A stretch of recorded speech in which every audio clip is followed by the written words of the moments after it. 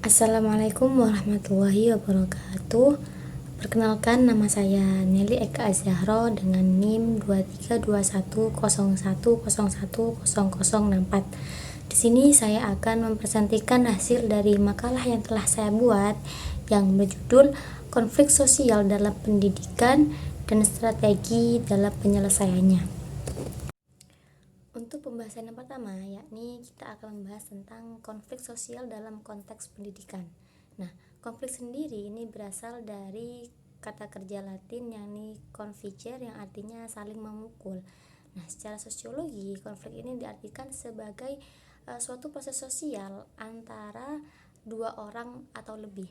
Nah, di mana salah satu pihak itu berusaha ingin untuk menyingkirkan pihak lain dengan menghancurkannya. Nah, konflik ini seringkali berubah menjadi kekerasan, terutama ada upaya-upaya dengan pengelolaan konflik tidak dilaksanakan dengan sungguh-sungguh oleh pihak yang berkaitan.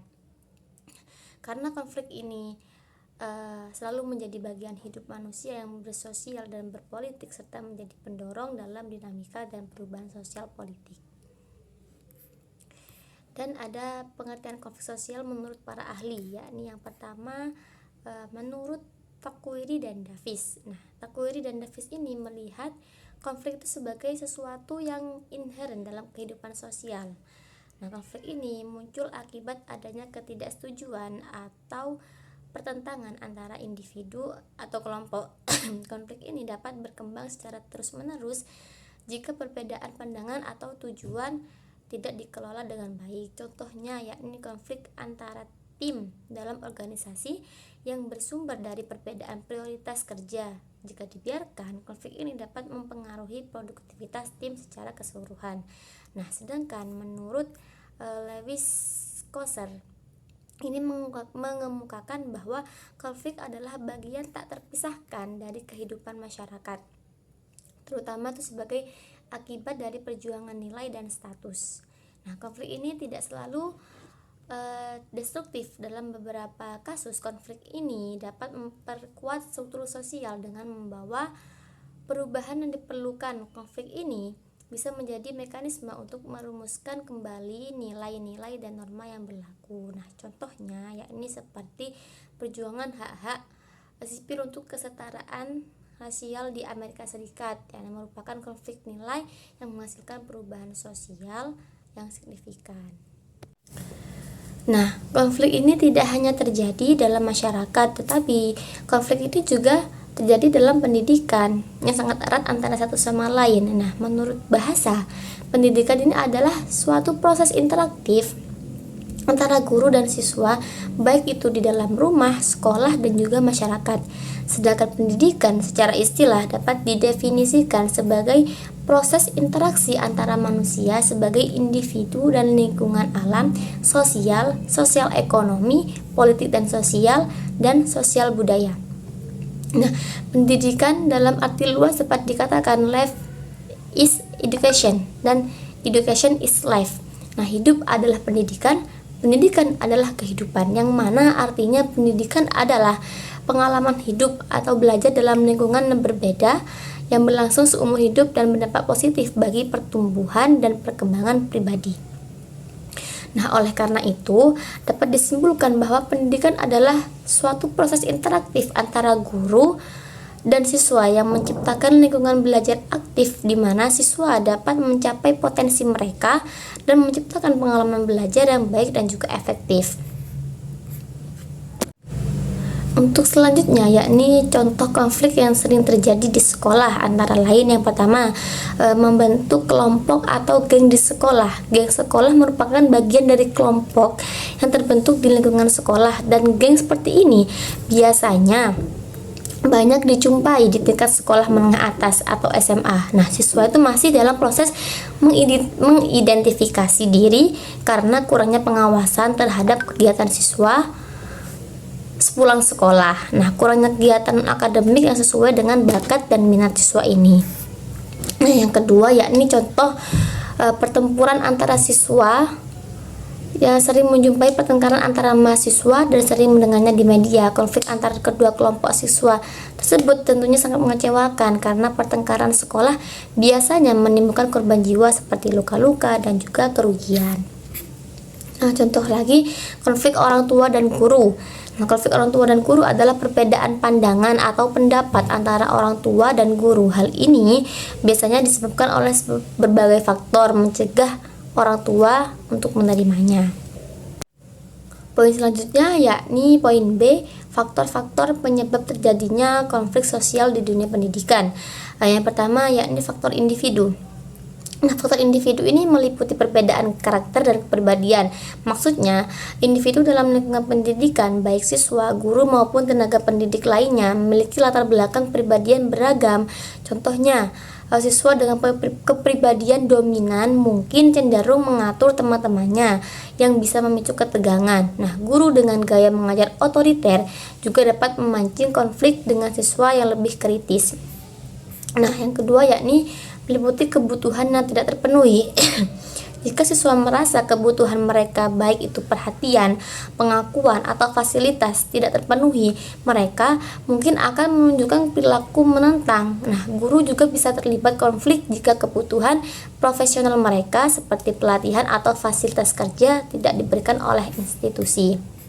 Nah, yang kedua yakni faktor kelompok.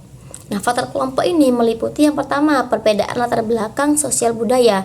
Nah, maksudnya perbedaan latar belakang seperti suku, agama, atau budaya. Nah, seringkali ini membawa tantangan dalam menciptakan lingkungan pendidikan yang inklusif dan harmonis. Siswa atau guru yang berasal dari latar belakang berbeda dapat membawa nilai, norma, dan praktik yang mungkin tidak sesuai dengan kebiasaan atau norma yang berlaku di sekolah atau lingkungan pendidikan tertentu. Nah, ketidaksejajaran ini jika tidak dikelola dengan baik maka dapat memicu konflik dan intoleransi. Nah, terus faktor yang ketiga yakni faktor institusi pendidikan, yakni yang meliputi yang pertama, kebijakan yang tidak adil. Nah, kebijakan sekolah yang dianggap tidak berpihak pada siswa seperti larangan tertentu tanpa alasan yang jelas dapat menyebabkan protes dari siswa dan orang tua. Contoh lainnya adalah pengaturan jadwal ujian yang tidak memperhitungkan kesiapan siswa. Nah, yang kedua yakni kepemimpinan yang lemah. Kepala sekolah atau pimpinan lembaga pendidikan yang tidak tegas atau tidak mampu mengelola masalah dengan baik dapat memicu konflik berkepanjangan, misalnya kelambanan dalam menyelesaikan kasus bullying di sekolah. Nah, untuk faktor yang keempat yakni faktor eksternal. Faktor eksternal ini meliputi pengaruh keluarga, pengaruh lingkungan sosial, dan juga teknologi dan media sosial. Untuk yang pertama yakni pengaruh keluarga.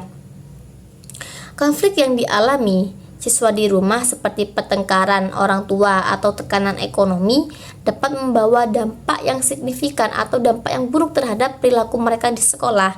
Nah, ketegangan dalam keluarga baik itu akibat masalah ekonomi atau komunikasi antar orang tua, perceraian, nah itu seringkali mengganggu stabilitas emosional siswa dan mempengaruhi interaksi mereka dengan teman-teman serta guru di sekolah.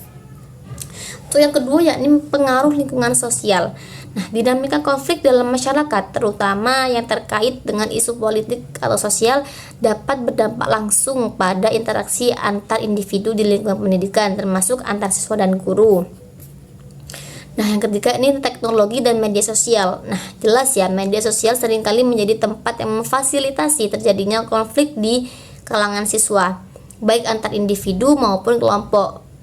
Penyebaran gosip, ejekan, atau bahkan tindakan bullying atau perundungan, nah adalah bentuk-bentuk utama dari konflik yang dapat muncul di platform digital. Hal ini dapat menambah ketegangan dunia nyata yang berujung pada masalah yang dibawa ke interaksi langsung di sekolah seperti penyebaran gosip, ejekan, dan bullying tadi. Masalah yang bermula di media sosial seringkali terbawa ke interaksi langsung di sekolah. Yang kelima yakni faktor psikologis. Nah, faktor psikologis ini meliputi tekanan emosional, kurangnya empati, Yang pertama yakni tekanan emosional. Tekanan emosional dialami oleh siswa ini dapat datang dari berbagai sumber, seperti tuntunan akademik, hubungan sosial, atau ekspektasi orang tua terlalu tinggi terhadap anaknya. Nah, yang kedua yakni kurangnya empati. Empati ini adalah kemampuan untuk memahami dan merasakan apa yang dialami oleh orang lain.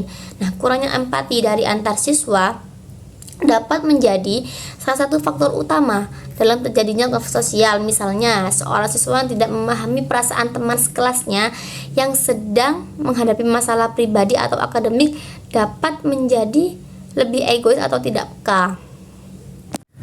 Nah, untuk poin yang ketiga yakni dampak konflik sosial terhadap proses pembelajaran dan hubungan antara individu di lingkungan pendidikan.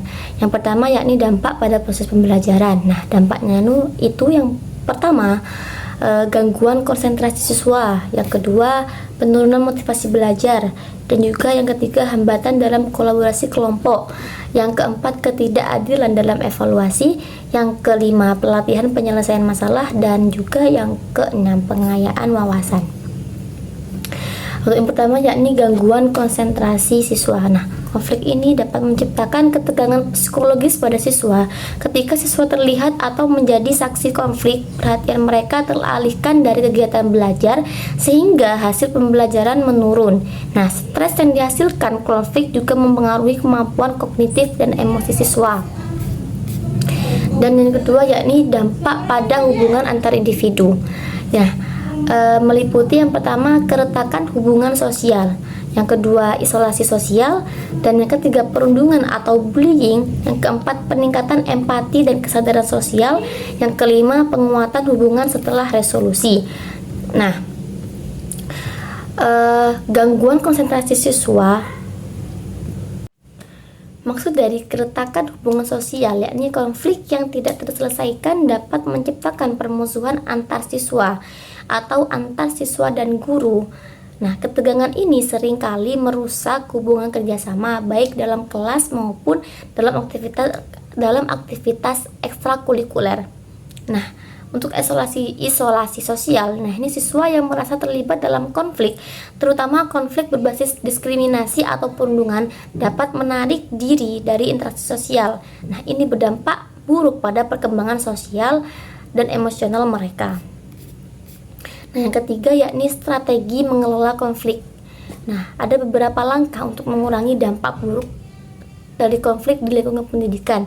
Antara lain, yang pertama dengan identifikasi sumber konflik, yang kedua komunikasi terbuka dan efektif, yang ketiga mediasi, dan yang keempat pendekatan kolaboratif, yang kelima pendekatan restoratif. Nah, untuk yang pertama yakni identifikasi sumber konflik. Nah, ini adalah langkah awal yang penting untuk memahami penyebab utama dari perbedaan atau pertentangan. Nah, konflik ini dapat berasal dari banyak faktor seperti perbedaan nilai dan prinsip. Misalnya, individu atau kelompok memiliki pandangan moral atau ideologi yang berbeda. Dan kepentingan yang berbentuk konflik sering terjadi ketika dua pihak bersaing untuk mendapatkan sumber data yang sama. Nah, dan juga poin yang keempat yakni teori-teori konflik. Nah, teori-teori konflik ini yang pertama ada teori konflik klasik Karl Marx, dan yang kedua teori konflik sosial yakni dari Lev Dahrendorf.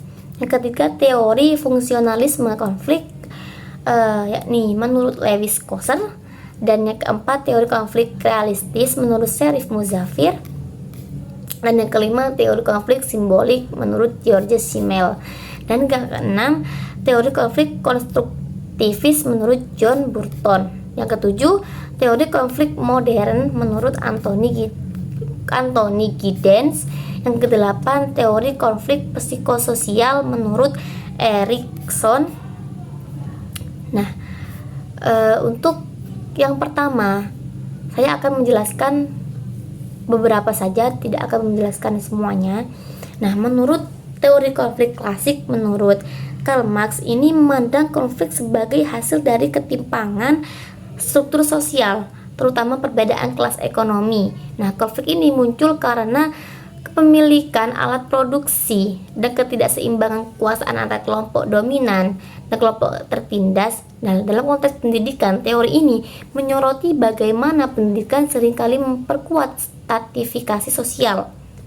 Nah, ketimpangan perbedaan kualitas pendidikan antara sekolah swasta elit dan sekolah negeri di daerah terpencil mencerminkan ketimpangan ekonomi.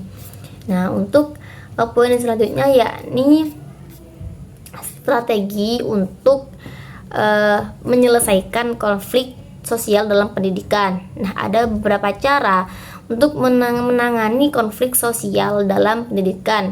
Yang pertama, yakni membangun komunikasi yang efektif. Yang kedua, yakni dengan cara mengembangkan nilai toleransi dan penghargaan terhadap keberagaman. Dan yang ketiga, meningkatkan kompetensi guru dan tenaga pendidik. Dan yang keempat, membentuk sistem penyelesaian konflik di sekolah. Untuk yang pertama, yakni membangun komunikasi yang efektif. Nah, langkah-langkahnya itu bisa dengan cara dialog terbuka, mediasi oleh pihak ketiga, terus penggunaan bahasa positif, dan yang kedua caranya yakni pengembangan nilai-nilai toleransi dan penghargaan terhadap keberagaman. Sekian presentasi yang bisa saya sampaikan, kurang lebihnya mohon maaf. Wassalamualaikum warahmatullahi wabarakatuh.